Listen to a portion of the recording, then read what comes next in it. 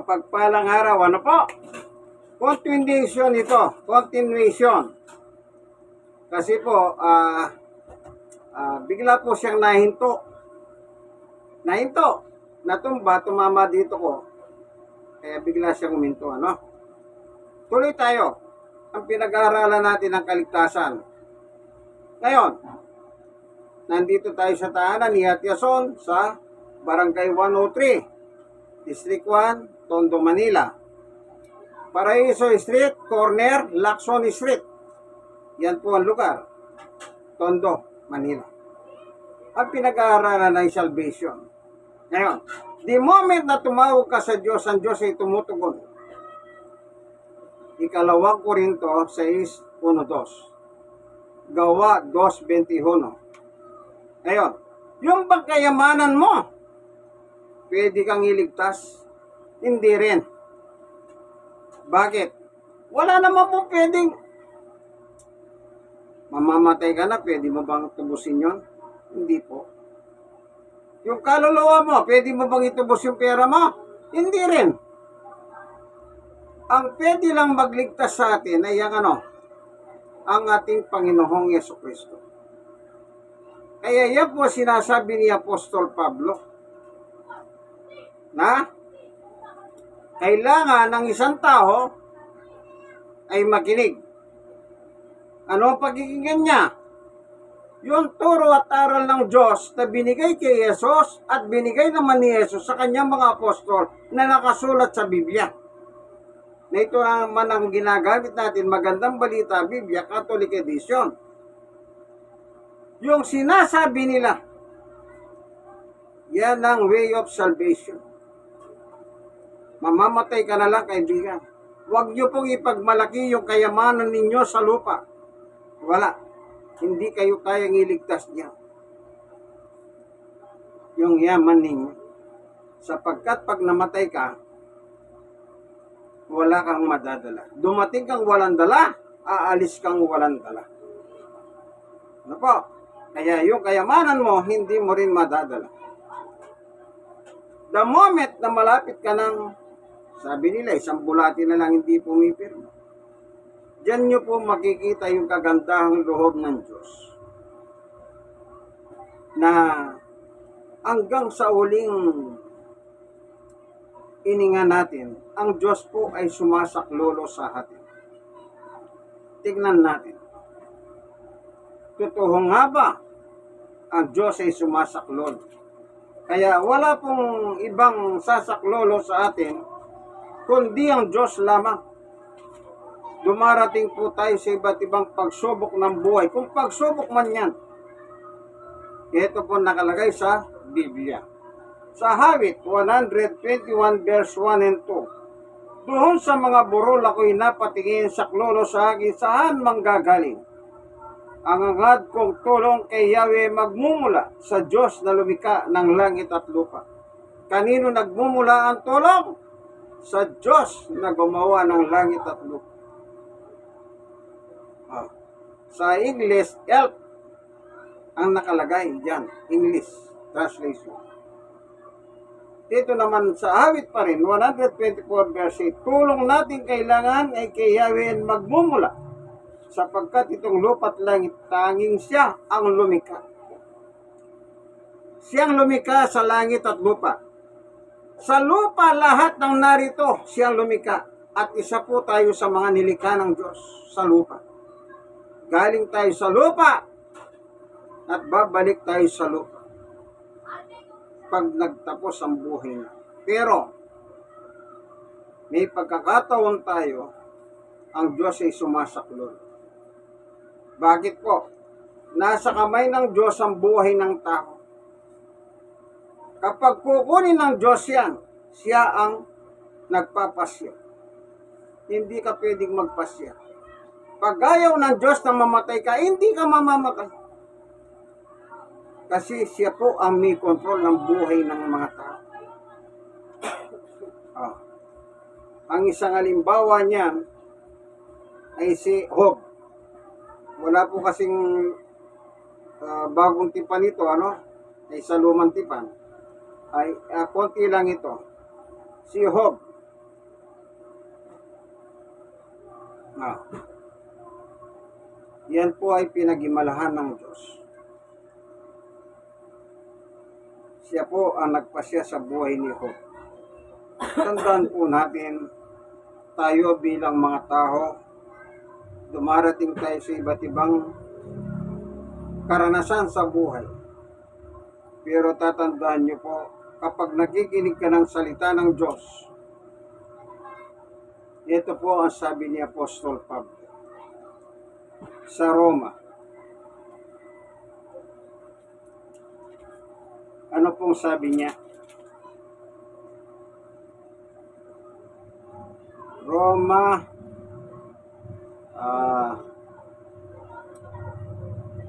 sandali, iniisip ko po yung chapter 10. Meron po siya sinabi rito. Ito.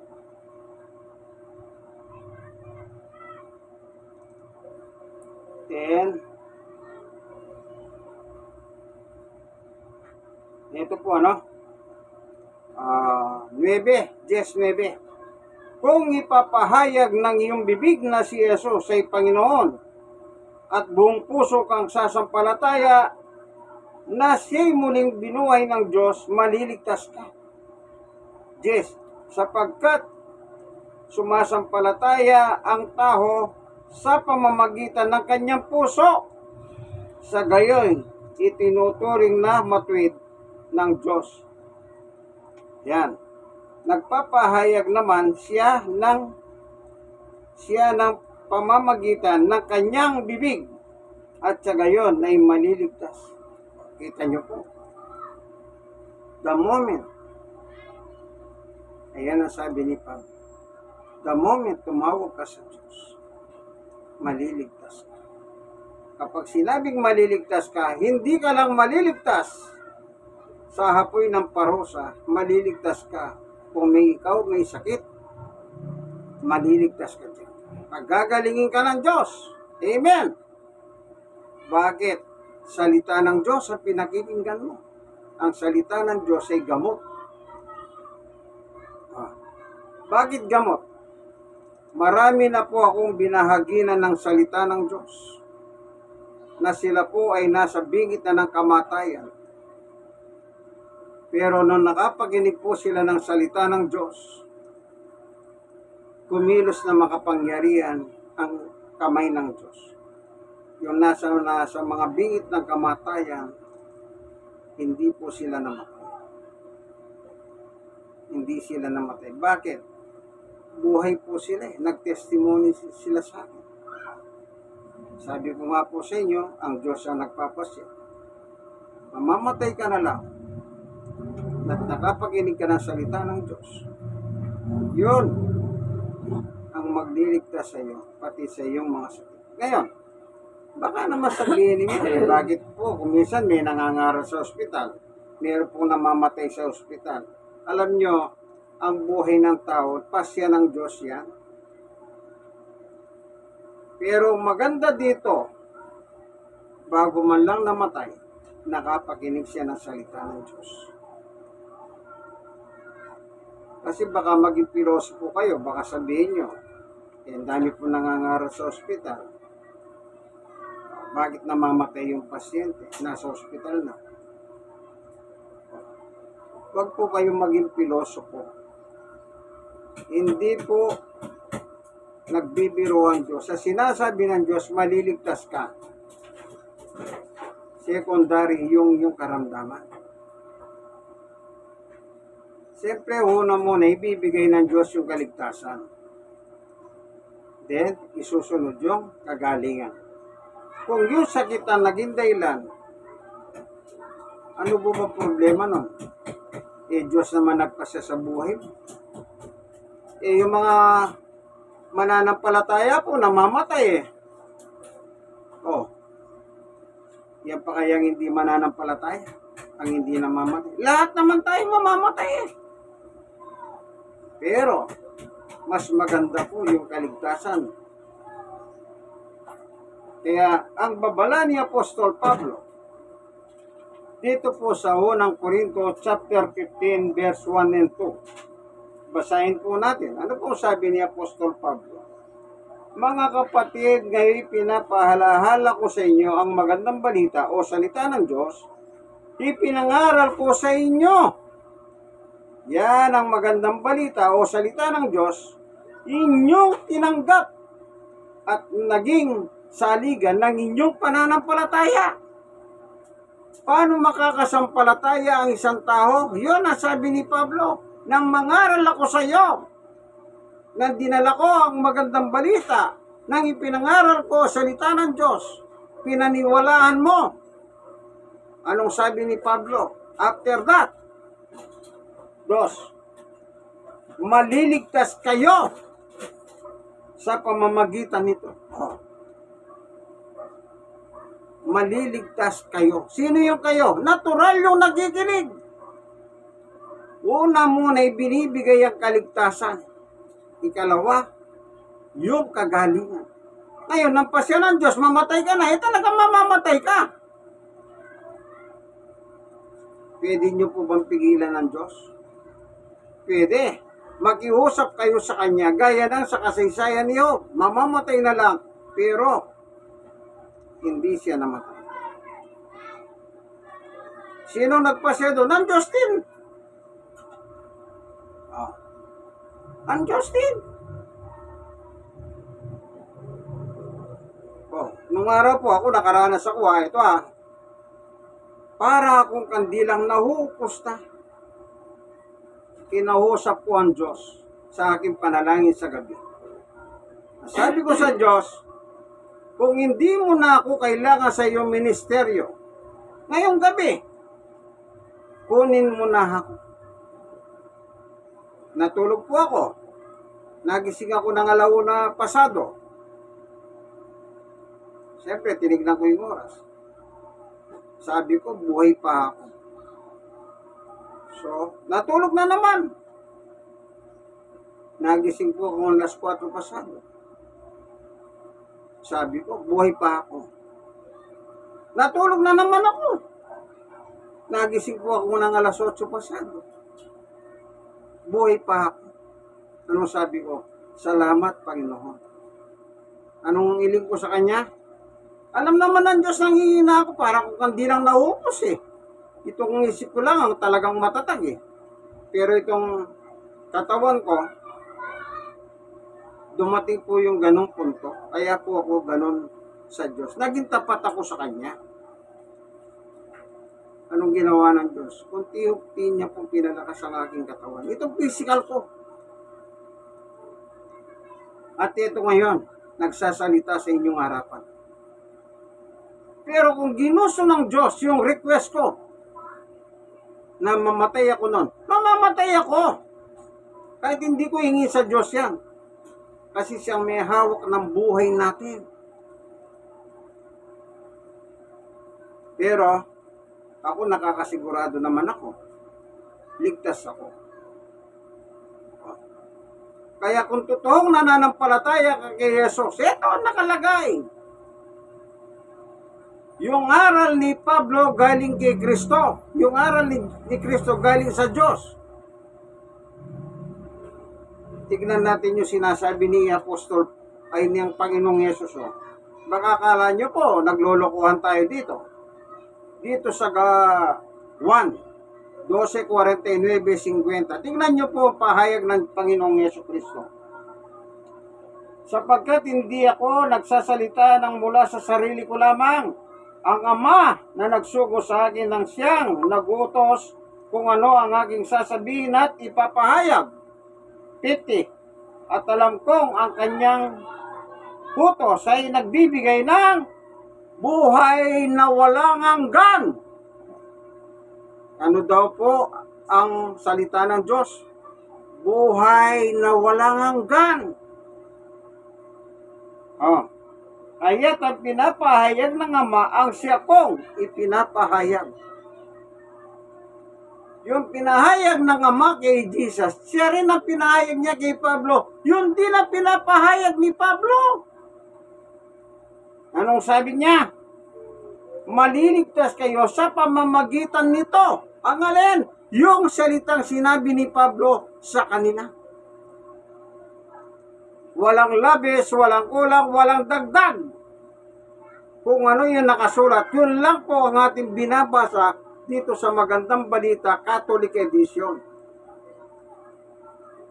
Oh. Kaya tandaan nyo po, kaya sabi ko nga po sa inyo, kahit hindi ko sinabi sa Diyos na yung aking prayer nung gabi na yon, kung mamamatay ako, mamamatay ako. Hindi natin pwedeng pigilan yan. Diyos ang nakakahalam yan. Diyos din ang nakakahalam kung gagaling ka o hindi. Kahit sandamakmak ang gamot na hiinumin mo, pag sinabi ng Diyos, mamamatay ka, mamamatay ka. Pero kahit wala kang gamot, pag sinabi ng Diyos, hindi ka pa mamamatay, hindi ka rin mamamatay. Kasi nga po, siya ang lumikha sa atin, kaya siya ang may hawak ng ating buhay. Ano lang ang dapat natin gawin? Hanggat nabubuhay tayo, i-recognize natin, i-appreciate natin yung ginagawa ng Diyos sa buhay natin. Araw-araw, imihinga tayo, libre, walang bayad.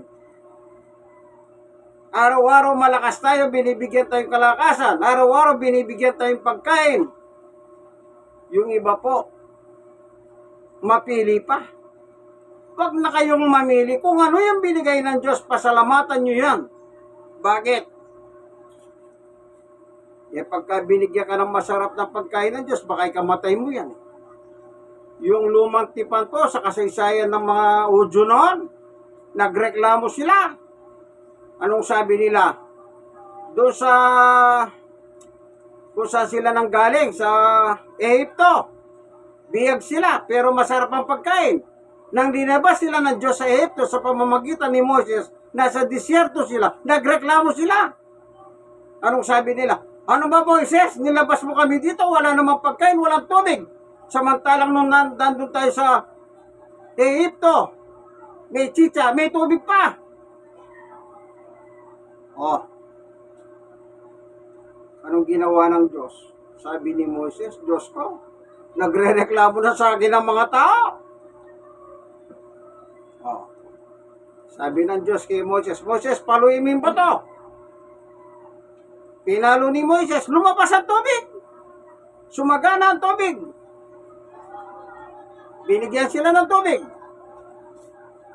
Nagsawa sila, kakaligo, kakainom. Kasi reklamador sila. Tapos nagreklamo na naman.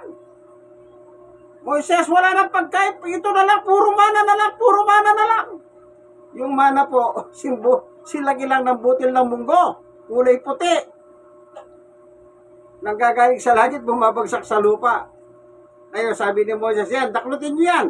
Ipunin nyo ha. Yung mahipon ninyo, kainin nyo na, huwag kayong magtira, sabi niya. Mga tuso, yung mga Israelita, namulot sila. Para bukas ito. Kinabukasan, nang buksan nila yung sisidla nila, inuud yung pagkain. Hindi sila marunong makinig eh. Sabi ni Moises, huwag na kayong magtira bukas. Mga tuso, ayun, puro huhod po yung pagkain. Reklamo na naman. Puro na lang mana, puro mana. Nanalangin na naman si Moises sa Diyos. Diyos ko, ang titigas ng ulo nito. Nagre-reklamo sila. Pagkain. Kasi nag-request sila, gusto naman daw nilang makakain ng karne. Kasi nga, sagana sila sa karne. Kanya lang, alipin sila. Trabador ng Ehipto. Nagpadala po ang Diyos ng karne. Alam niyo po ba? Kandamatay sila.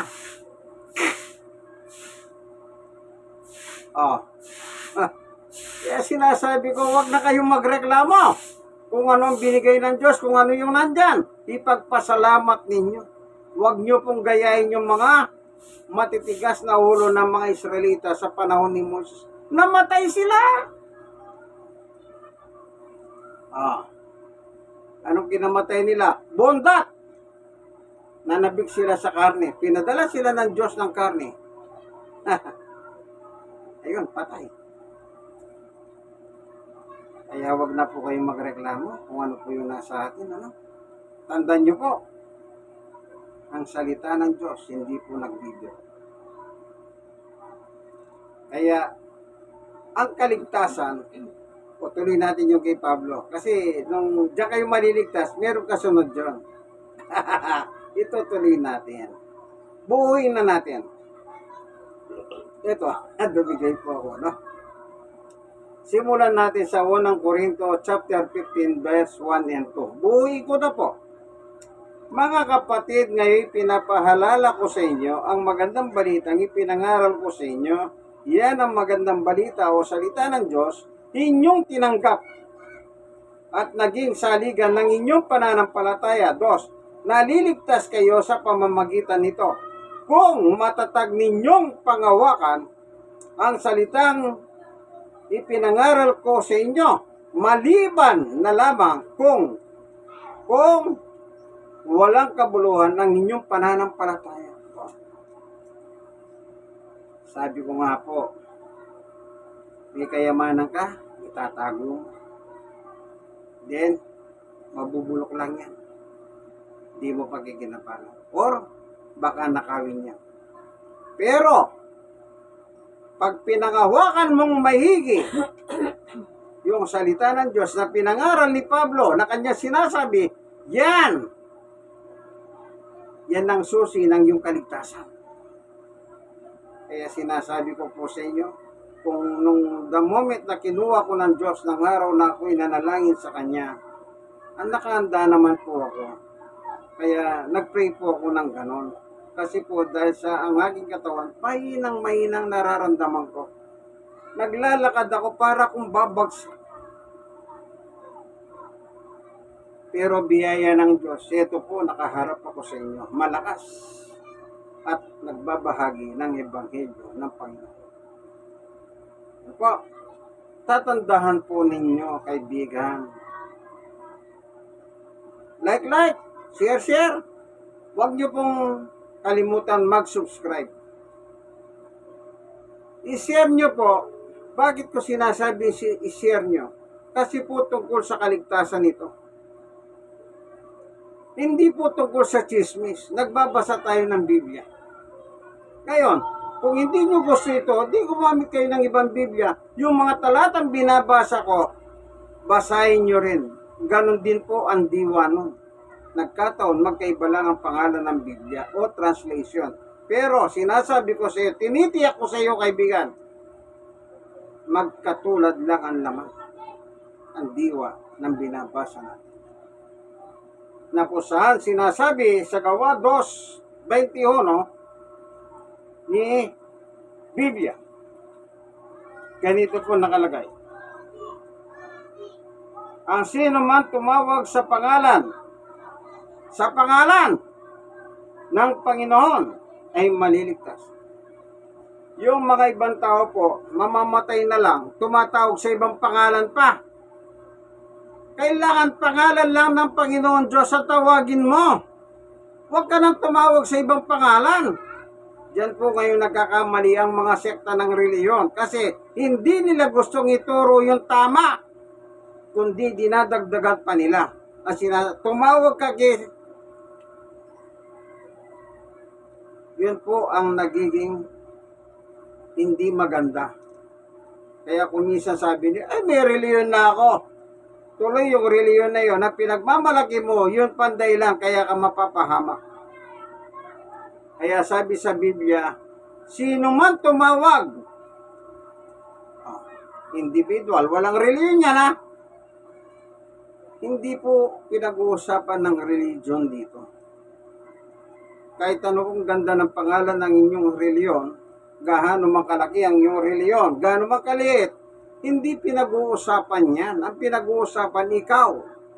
Ano ka? Kumusta ka? Kumusta ka? Yung relasyon mo sa Diyos, matino ba? Baka hindi. Baka sinasabi mo, ay may reliyon naman ako. Huwag mong ipagmalaki yan. Dahil yung mga ligtas, Walang reliyon na binanggit. Ito, babasahin ko po. Hindi po ako galit. Kaya malakas ang boses ko. Talagang natural ko na po ito. Natural ko na. Siyempre, nagbabahagi ako ng salita ng Diyos. In public, kailangan malakas ang boses ko. Alam naman.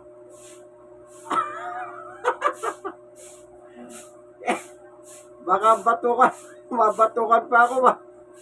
Pabulong-bulong. Hindi mo pwedeng pabulong. Kaya minsan sabi ni Ate Ason, ayan, galit. Sabi sa video namin dito, ayan, galit. Galit daw ako. Hindi po. Joke lang naman yun. Kasi malakas lang talaga ang volume ko.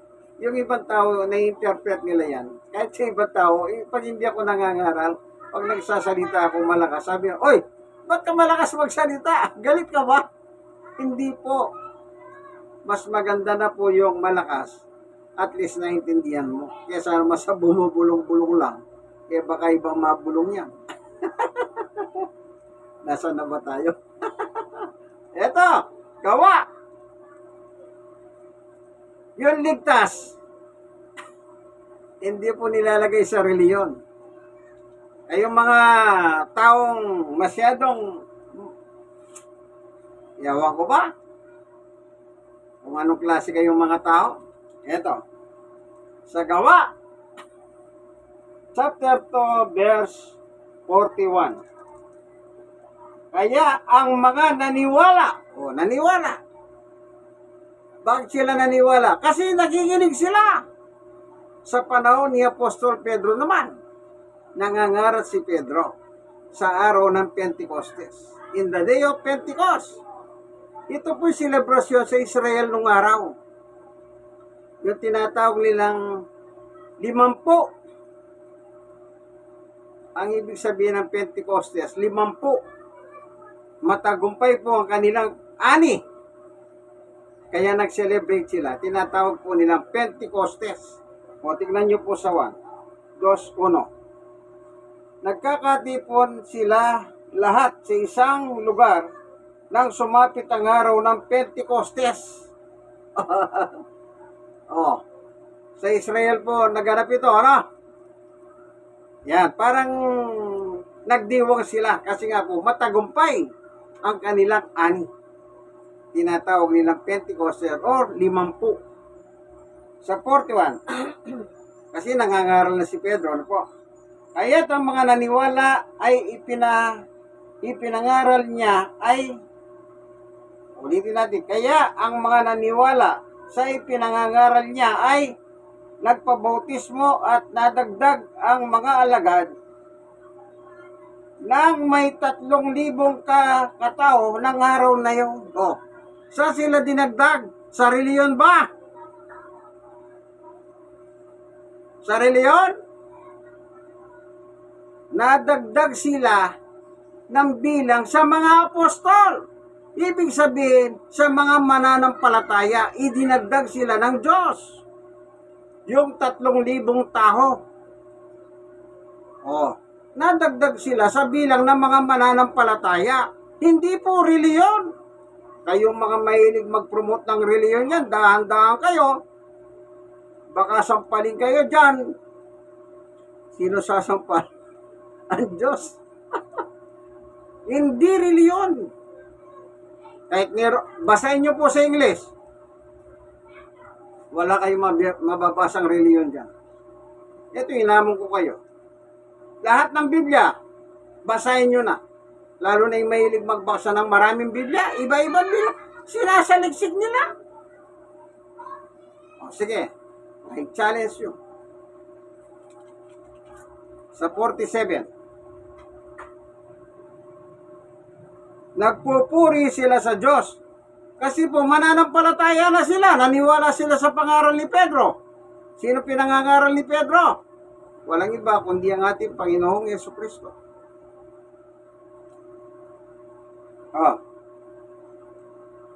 Nagpupuri sila sa Diyos. Amen! Praise the Lord! At kinalugdan sila ng lahat ng tao. kapag isa ka palang mananampalataya, kinalulugdan ka ng tao. Amen. At bawat araw idinaragdag sa kanila ng Panginoon ng mga inililigtas. Ayan, maliwanag.